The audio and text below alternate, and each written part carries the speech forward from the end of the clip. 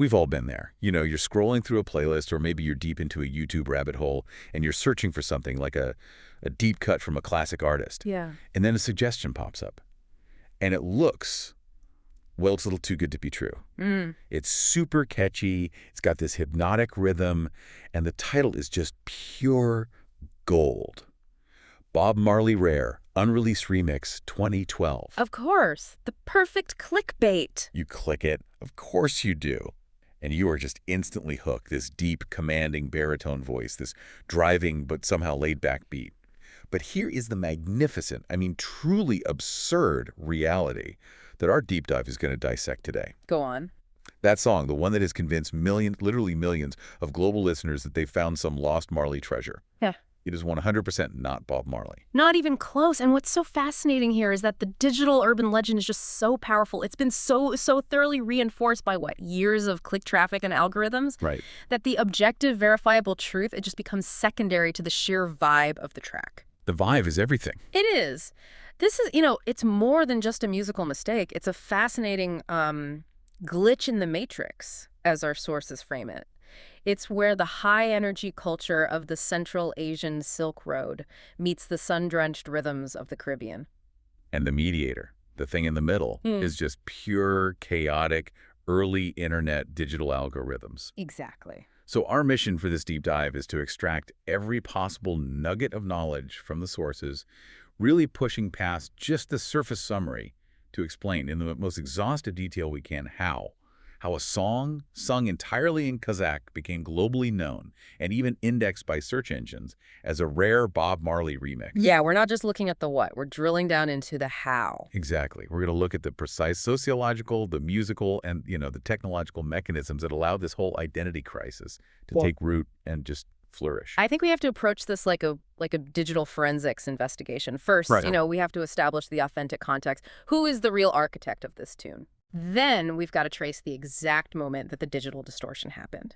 The musical surgery that even made the comparison possible in the first place. And then finally, we need to look at why, when you really look at it through the lenses of, say, production technology and deep cultural roots, the comparison is functionally impossible. But digitally, it became undeniable. Completely undeniable. Yeah. Okay, so let's set the foundation right now so you know exactly what we're talking about. The song in question is Shok Kyzdar. Shok Kyzdar. The mistaken identity globally is Bob Marley. And the real, authentic artist who recorded this enduring hit is Beibit Korgan, written in his native script as Audiobook. Right. So to understand the song's energy, its popularity, we have to start at the source.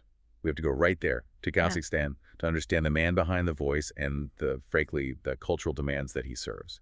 Let's begin the deep dive. Let's do it. So when we look at the timeline of Beibit Korgan's life, we find this immediate, almost poetic coincidence that, in retrospect, it feels like the universe was setting up this bizarre legend from the start. Korgan was born in 1981. And that year, 1981, is the absolute bedrock of this whole legend's irony. It is the exact same year, May 11th, that Bob Marley passed away. Wow. It's just a profound timeline convergence. It places Korgan's entry onto the world stage at the precise moment Marley's physical presence exited it. That is uncanny. It really is. And our sources suggest this accidental synchronicity. It sort of speaks to the legend being this kind of unintentional spiritual successor in the minds of some people. Even though there's zero connection. Zero musical or intentional connection between the two artists. It's just a cosmic accident. So that's a remarkable piece of historical timing, one that really foreshadows all the confusion to come. So, okay, putting the comparison aside for just a moment, who is Beibit Korgan in the vibrant landscape of Central Asian music?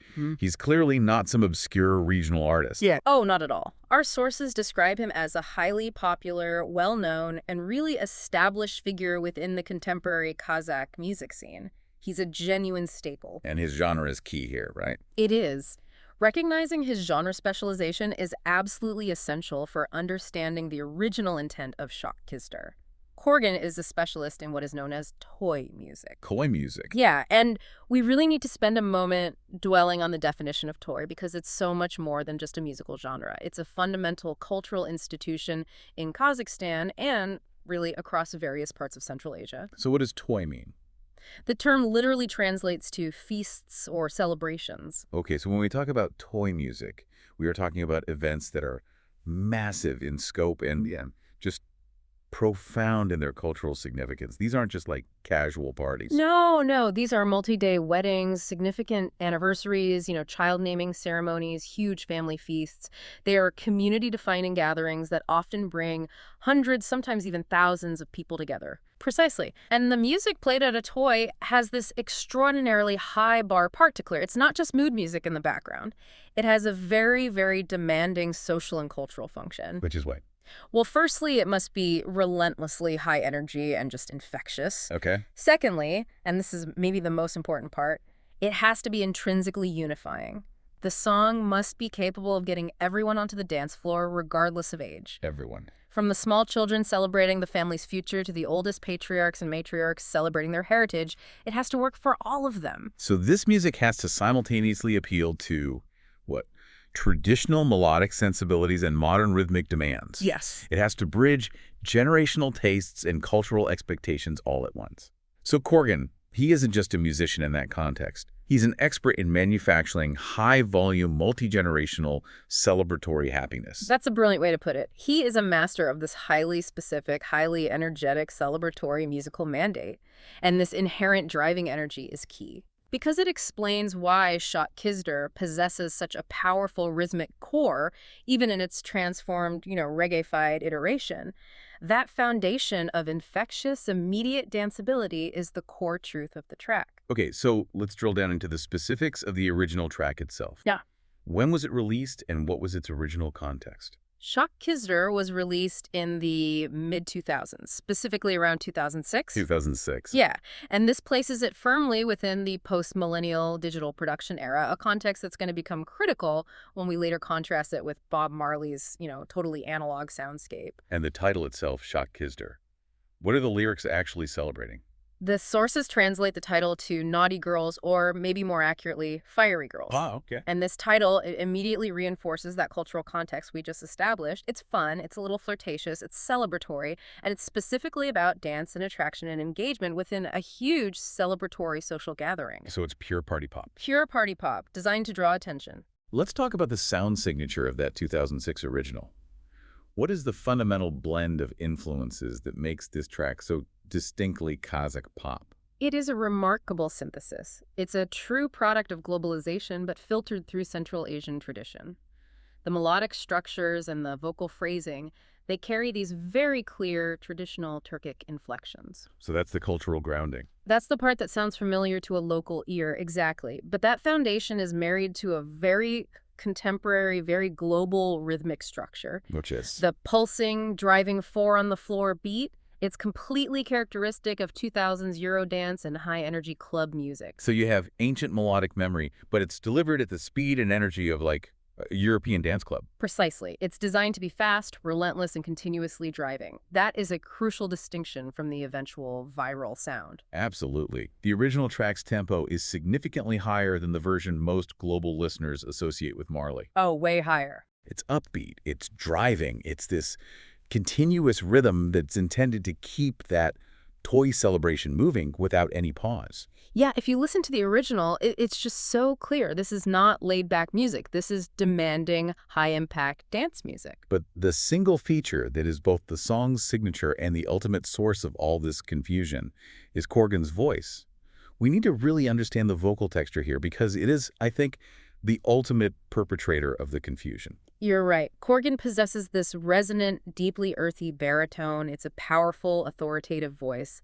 It's often described as carrying the weight of the step. The weight of the step, I like that. It's slightly gravelly, it's commanding, and it has this natural rhythmic quality. This specific vocal quality is absolutely crucial because it is the one feature, the single invariant element that the global uninitiated listener clings to when they hear that distorted remix. It sounds inherently mature. Mature, authoritative, and rhythmic enough to be misidentified. So if we summarize this first part, we have a commanding, gravelly voice singing celebratory dance pop that blends traditional Central Asian melody with driving Eurodance rhythms.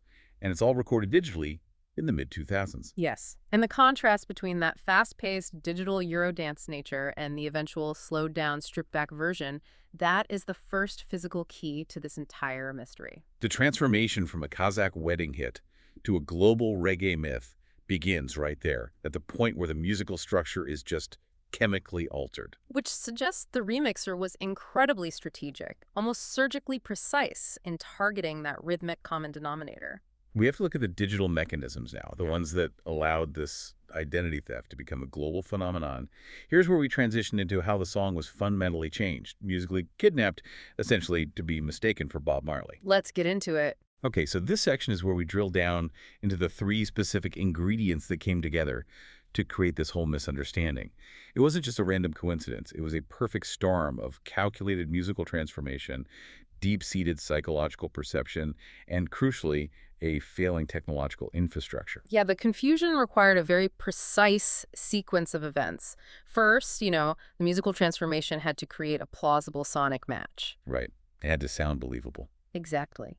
Second, the global audience had to interpret these unfamiliar sounds based on their own established expectations. This is the psychological part. And third, the Wild West nature of the early internet had to be ready to just propagate the resulting lie and have its algorithms reinforce it. Let's start with ingredient number 1. The sources are so clear on this.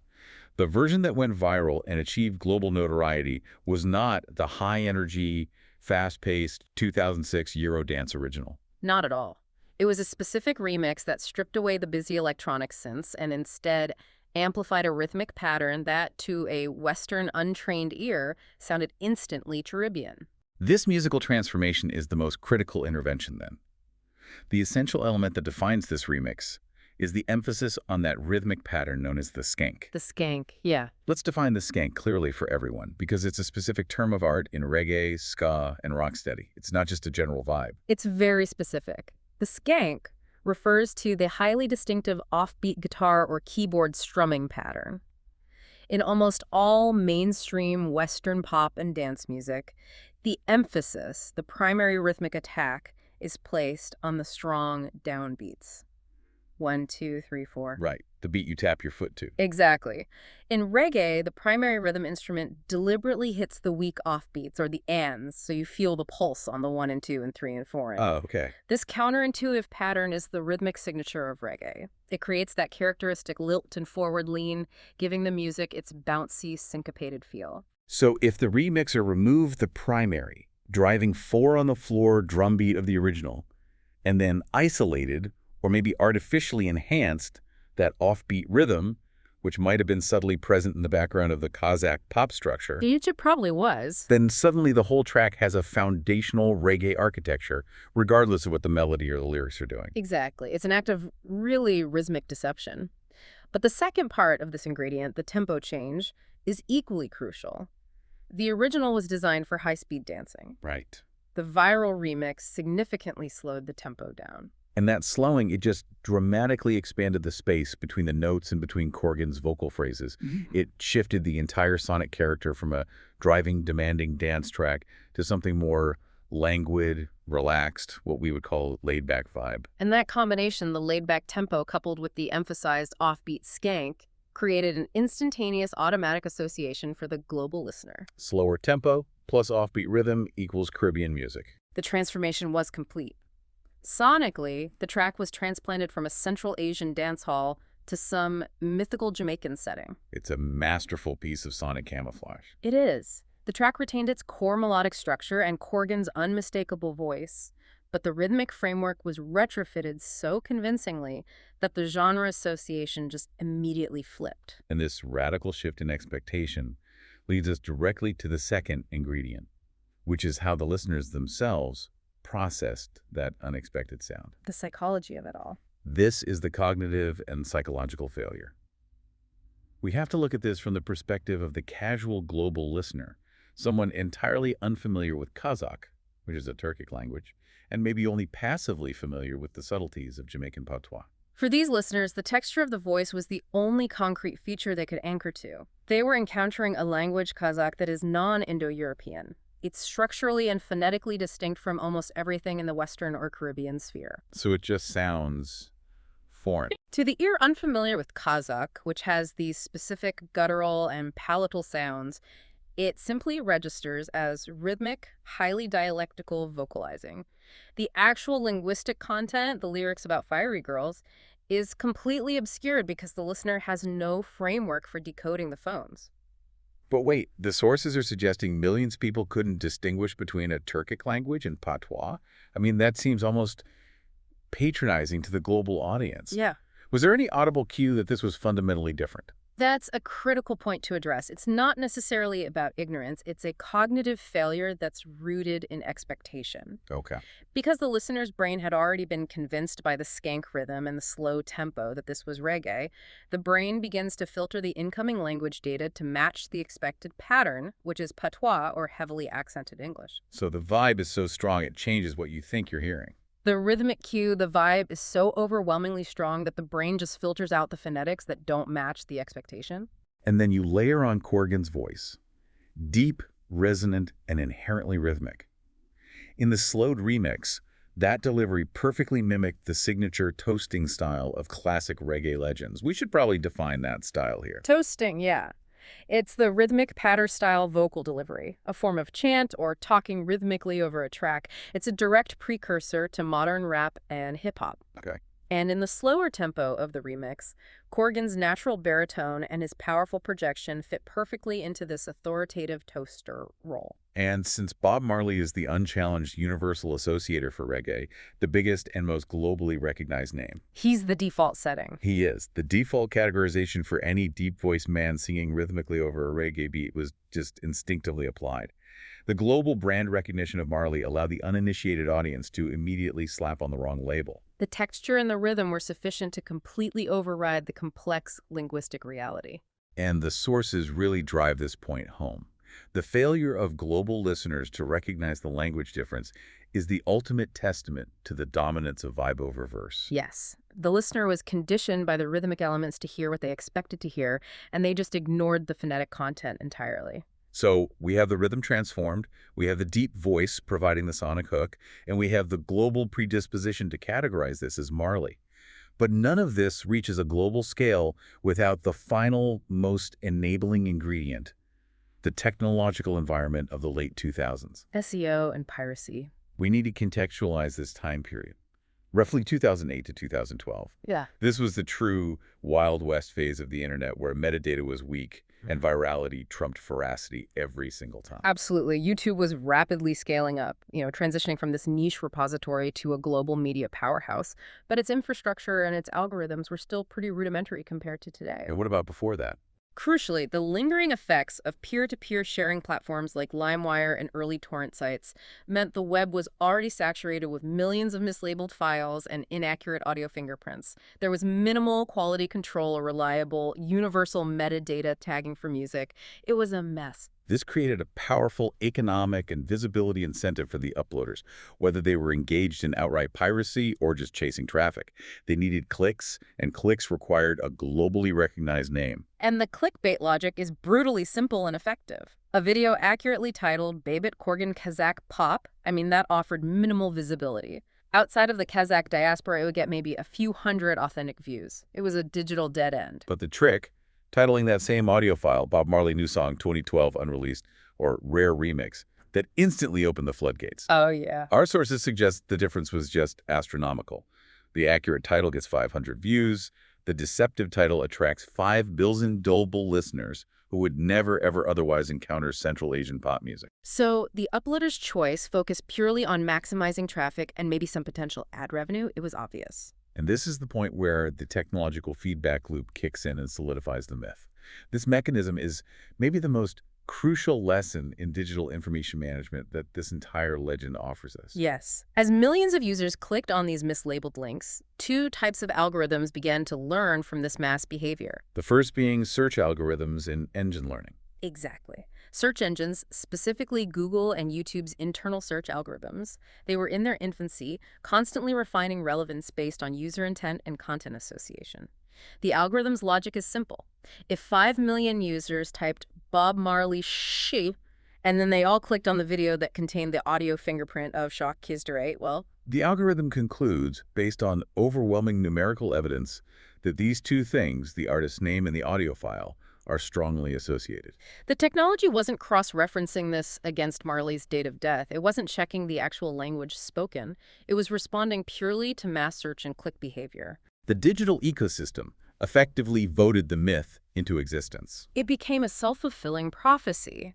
This false association started getting reinforced by audio fingerprinting technologies like Shazam. No, that's a good point. Because so many millions of users were searching for the track under the false name, Shazam's database, which relies on crowdsourced tagging, began to provide Bob Marley as the most likely result, which just further cemented the myth as a verifiable fact in a user's hand. The result was total technological conditioning. If you typed Bob Marley shish into almost any platform, the system would helpfully auto-suggest Shok Kyzdar, confirming the myth for the next generation of listeners. The misunderstanding was enshrined and protected by the very tools that were designed to deliver accurate information. It's the ultimate illustration of algorithmic truth overriding objective, factual truth. Yeah.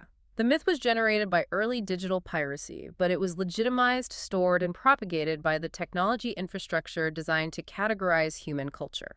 And this infrastructure allowed this sonic ghost to travel across the planet at digital speed, ensuring that this misattribution became a truly global phenomenon. So now that we've established how the musical transformation, the psychological vulnerability, and the algorithmic failure, we have to step back and just highlight the pure absurdity of the core comparison.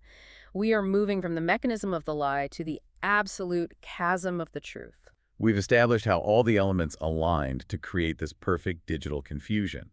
Now let's highlight the massive glaring disconnects.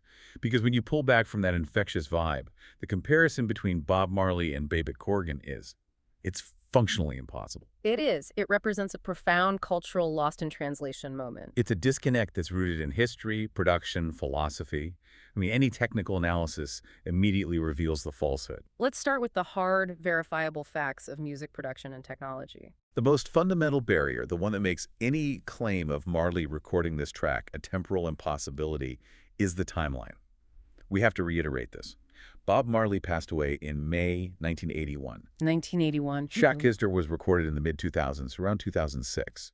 We are looking at a 25-year gap, and that gap is not just a quarter century of history, it's a chasm in music technology. A huge chasm. This gap means that Shok Kyzdar fundamentally utilized tools and production techniques that simply did not exist in Marley's lifetime. They didn't exist in his analog recording environment.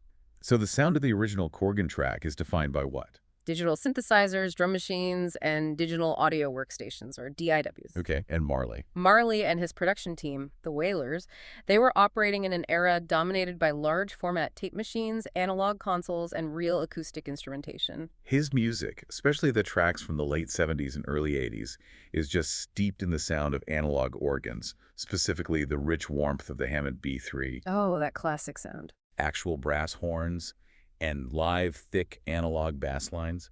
That flavor of production is just inseparable from the era. And we should elaborate on the sonic quality difference there. Marley's tracks carried the natural warmth and the slight imperfection of analog tape saturation.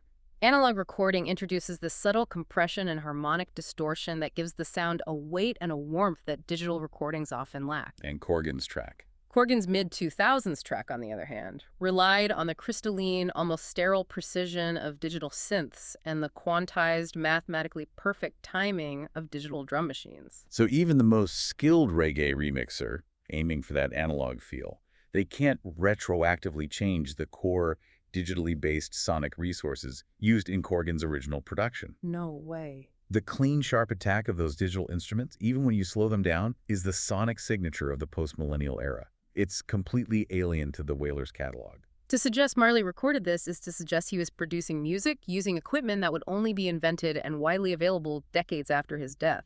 It's functionally absurd. A careful listener, someone who's knowledgeable about the sonic texture of the two eras, could identify the lie based purely on the quality of the synth pads or the crispness of the hi-hats. The comparison just completely breaks down under even basic technical scrutiny. The only way the association survived was that the listener was conditioned to listen for rhythm and voice texture only, and just ignore all these crucial technical sonic markers. And beyond the technology, the cultural and linguistic gulf is perhaps even wider. The fact that the global audience ignored the language is, as we noted, a staggering testament to the power of rhythm.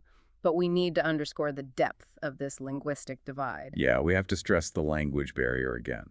Marley sang in English and Jamaican patois, both of which have massive global reach and are rooted in shared linguistic families. Korgan sings entirely in Kazakh. And Kazakh is a Turkic language. It is entirely non-related structurally and phonetically to the languages of the Caribbean or Africa or the English-speaking world. It has unique vowel harmony and a complex phonetic inventory that is immediately discernible to anyone familiar with Turkic languages. It's spoken by only about 13 million people globally. So the mistake requires the listener to categorize a highly specific, geographically limited language as merely a generic dialect, luring the lines into absurdity. And the philosophical context of the music is equally vast. We're looking at two entirely different cultural universes with two utterly different driving motivations. Marley was, and remains, the profound voice of Caribbean Rastafarianism. His work was deeply rooted in themes of resistance, social justice, anti-colonialism, deep spirituality, and the struggles of the oppressed seeking liberation. His music was a tool of revolution and consciousness. And Korgan, the master of toy music, he represents Central Asian pop. His philosophical context is focused on high-energy celebration, community festivity, love, and life's milestones. So while both are powerful forms of cultural expression, their roots, their purpose, their philosophical underpinnings, one seeking spiritual freedom, the other celebrating joyous unity, they couldn't be more disparate. This is truly a lost in translation moment, where the loss is not just of words, but of cultural intent. One track is about consciousness and revolution. The other is about encouraging your auntie to dance at a wedding. The rhythmic framework became the only common denominator that survived the digital translation process. Which circles us back to the critical insight of this entire phenomenon. The sources highlight that the fundamental failure of millions of global listeners to recognize the language, the instruments, and the philosophical intent is the ultimate proof of the dominance of vibe over verse. That phrase just perfectly encapsulates the modern, often casual, digital consumption experience. It does. The rhythmic feeling, the specific sonic texture created by the slowed tempo and the skank rhythm was so compellingly reggae that the actual content of the song was entirely ignored. The ear was conditioned to hear the genre, and once the genre was identified, the brain just filtered the unfamiliar Kazakh sounds into the known category of patois-style vocalizing. The lyrics became functionally irrelevant. They were just rhythmic vocalizations layered on top of a known and powerfully evocative beat structure. And this observation is central to understanding digital culture. It proves that sound recognition often relies less on critical detail, like language or instrumentation or date, and more on just basic rhythmic categorization. It offers a fascinating challenge to our assumptions about music literacy in the digital age. And this is where the sheer comedy of the situation comes up for those who know either artist. Imagine a Kazakh person listening to this track. It's a familiar, nostalgic wedding staple for them. Yeah. Then they discover millions of people in the Western Hemisphere believe it's a deeply spiritual, unreleased, revolutionary track by a Jamaican icon. The cognitive dissonance is staggering. It confirms that the rhythmic structure, once it's divorced from its cultural context by a clever remixer and spread through weak digital metadata, can completely override language, technology, and cultural origins. The remix created a sonic Trojan horse. It smuggled Central Asian pop into global playlists disguised as an analog Caribbean classic. It's a profound lesson in the fragility of our musical assumptions. But maybe the most interesting aspect is what happened after the myth was established. What were the lasting effects of this magnificent mistake? So after the myth settled, Shok Kyzdar was left with this strange dual identity. The myth understanding hasn't just endured, it is stabilized into a fixed cultural phenomenon. Right. In Kazakhstan, the song remains completely untouched by the global confusion. It is exactly what it always was. A nostalgic pop hit, a perennial favorite played at every major celebration, a classic by a well-established local star, Beibit Korgan. Its history and authenticity are unquestioned in its home country. Absolutely. But globally, it exists as that weirdly catchy Bob Marley song that definitely isn't Bob Marley. It's become the definitive digital urban legend, a self-aware meme that transcends genre and geography. And the global listener often knows the truth now, but they still search for it using the myth, which is a testament to the power of that algorithmic reinforcement we talked about. This dual reality is critical. The song's notoriety is now intrinsically tied to the mistake. It functions as a litmus test for internet knowledge. If you know the song, you likely know the story behind the mistake. And it provides an instantaneous common ground for people from radically different cultural backgrounds. That shared false start origin story is what gives the song its enduring power outside of Central Asia. So this digital misunderstanding, ironically, has resulted in an accidental and profoundly positive outcome. It created a massive cultural bridge that just bypasses traditional, curated world music gatekeepers. Yeah, and the evidence for this bridge is most vividly displayed in the modern-day comment sections beneath the various YouTube uploads of Shok Kyzdar. They have become a fascinating global meeting ground. I've seen those. If you scroll through those comments today, you find users from places like Brazil, Mexico, Spain, North Africa audiences that are geographically and culturally so distant from Kazakhstan, and they're all interacting and sharing the exact same story of discovery. You see comments saying, "What? My dad insisted this was Bob Marley until I was 15, and now I can't stop listening." Or, I came here looking for that rare reggae track, but I stayed and subscribed to Beibit's other music. That famous quote that the sources highlight, "I came for Bob Marley, but I stayed for Beibit." That is the single most enduring positive legacy of this misattribution. It perfectly summarizes the journey of millions of listeners. This is a unique form of accidental cultural gateway. Millions of people whose initial search intent was purely based on Jamaican reggae or some nostalgic vibe, they stumbled through the digital door labeled Bob Marley and found themselves unexpectedly exposed to the richness of Central Asian pop music. And it's exposure that would have been completely impossible through conventional distribution channels. As a result, Shok Kyzdar is now unequivocally the most famous Kazakh song in the world. It gained this fame through a technological error. But the outcome is genuine, organic exposure to a region and a musical culture that often remains distant and underexposed to Western audiences. We have to consider the economic reality here, though. Initially, Beibit Korgan was undeniably the victim of this mislabeling. Uploaders were monetizing his track under a false name, and he wasn't receiving the proper royalties or the attribution for millions of clicks. Right. That's the initial cost of digital piracy. However, the internet, in its strange, decentralized, and often self-correcting way, eventually mitigated this initial loss. How so? The persistent meme status of the song, the constant conversations, the articles, the debunking videos, eventually led a significant, curious portion of those global fans back to his official pages, his properly labeled tracks, and his true identity. The sources suggest that Korgan eventually embraced this bizarre fame. He realized that this identity confusion provided a strange but massive international audience he might never have achieved solely through traditional, localized Kazakh music channels. That's the key takeaway for his career. This massive international boost solidified his status as the Kazakh singer whose song fooled the world. He received massive international recognition, even if it was initially for a lie. The deep, gravelly voice, which was the core source of the confusion, became the distinguishing feature that earned him genuine curiosity and respect far beyond the limits of the steppe.